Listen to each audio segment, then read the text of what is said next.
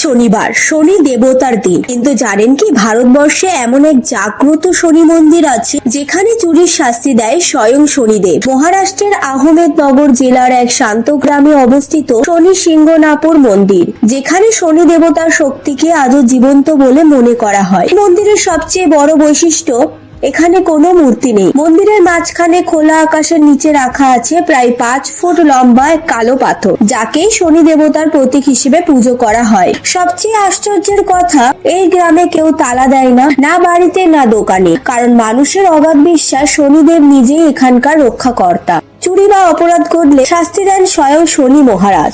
শনিবার ও অমাবস্যার দিনে দেশের বিভিন্ন প্রান্ত থেকে হাজার হাজার ভক্ত ভিড় করেন এখানে। অনেকে আসেন জীবনের দুঃখ, বাধা আর শনি দোষ কাটানোর আশায়। কথিত আছে, শতাব্দী আগে গ্রামের এক রাখাল এই পাথরটি খুঁজে পান। সেই রাতেই শনিদেব স্বপ্নে এসে জানান এই পাথরই তার বাসস্থান। শনি সিংহনাপুর শুধু একটি মন্দির নয়, এটি অটুট বিশ্বাস, ভয় ও ন্যায়ের প্রতীক। আপনি কি কখনো যেতে চান এই মন্দিরে? কমেন্টে জানাতে ভুলবেন না আপনার মতামত।